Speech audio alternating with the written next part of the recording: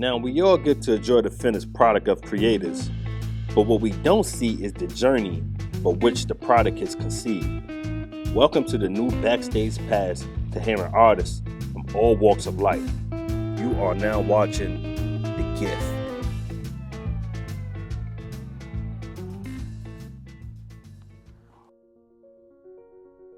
Good morning. I'm Vinnie Bagwell, and this is my gift. Working on Marvin Gaye. The name of this piece is What's Going On. It's for the Department of General Services in DC. The DC Department of General Services put out a call for artists for a public artwork to celebrate Marvin Gaye. Marvin Gaye is from DC, and of course, for public art commissions, usually it's a competition you have to win. Part of the adventure is creating an enlargement. This is 6'5" Marvin Gaye, which is a little larger than life.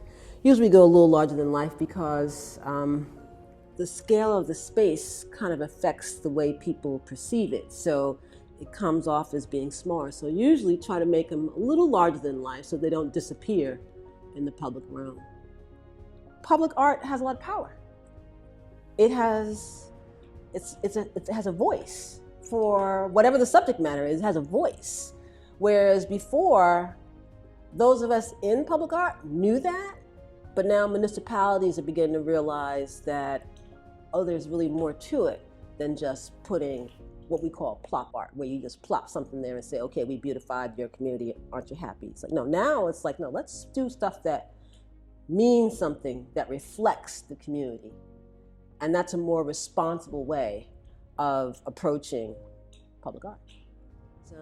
I decided to write a proposal to the city of Yonkers to do Ella Fitzgerald, because I really wanted to try doing a big one. And so I won, but the budget was very small, so I spent the rest of the year leveraging that money, and ultimately the sculpture of Ella Fitzgerald became the first public artwork of a contemporary African-American woman to be funded by a municipality in the country, which is kind of a big deal. And so, of course, this is before the internet. So how do we find anything before the internet? At any rate, a number of years later, I applied again. Somebody made me aware that there was a call for art for Hofstra. And I won that one, and that was Frederick Douglass. And then after that, entered the internet. And so now, of course, you register with your cities nationwide, and people send you information. So it's a lot easier to at least know that something's happening. Then after that, you just have to compete. If you have a passion, kind of like you guys, where you like to make photographs, you like to make videos, it's like you can turn that into a job. You like to make cupcakes, you can turn that into a job. You like whatever you really, really love, you could turn into a job. Hi, I like making artwork. I turned it into a job. Now, that wasn't my first thought, but at some point, when life starts going sideways and you're trying to figure out what to do, how to be, which way to go, it's like, if you're an artist, if you have a talent, an ability, you should probably spend more time working on that, because it's a direct connection to the universe. Things will open up if you do. I find that, the more you love what you do, the better off you're gonna be.